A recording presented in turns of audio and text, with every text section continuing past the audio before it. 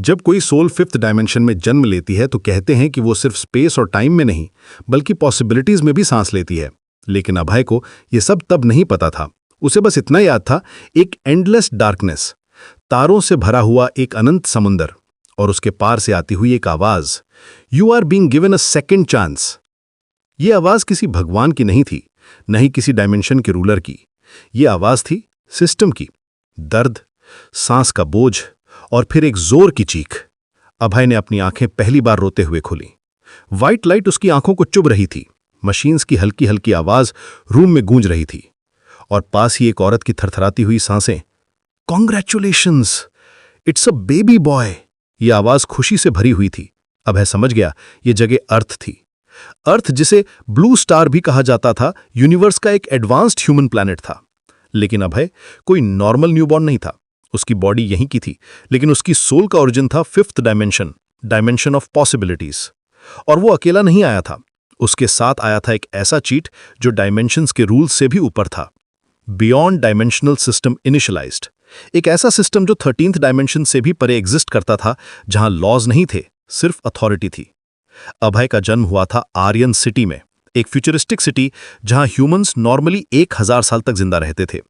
Floating buildings, starlight roads और आसमान में घूमते हुए आर्टिफिशियल सैटेलाइट्स, ये सब यहां नॉर्मल था। उसके फादर वीरेंद्र सिंह एक स्टार आर्किटेक्ट थे जो ह्यूमन रेस के लिए नए हैबिटेबल प्लैनेट्स डिजाइन करते थे। उसकी मदर अन्विता सिंह सिंपल थी, लेकिन उनकी मुस्कान में एक अजीब सी सेफ्टी थी, जैसे दुनिया का हर डर वहीं रुक जाता हो।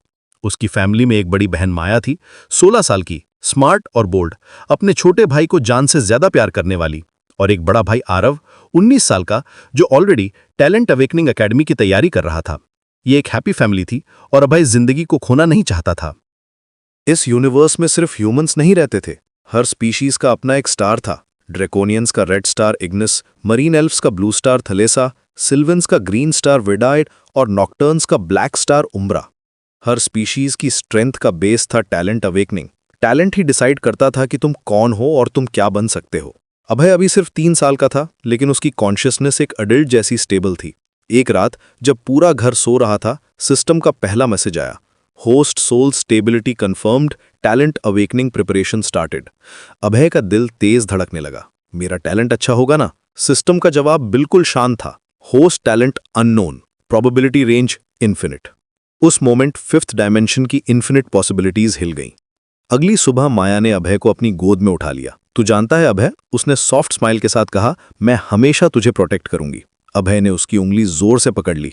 उस पल उसे समझ आ गया कि पावर इंपॉर्टेंट है, लेकिन फैमिली उससे भी ज्यादा। उसने अपने दिल में कसम खाई, इस बार मैं सबको बचाऊंगा। दूर कहीं 7th डायमेंशन में क्रिएशन की आंखें खुली। 8th डायमेंशन में कॉन्शियसनेस ने मुस्कुराकर कहा, इंटरेस्टिंग। और 13th डायमेंशन से भी परे सिस्टम ने एक नई लाइन लिखी, द गेम हैज बिगन।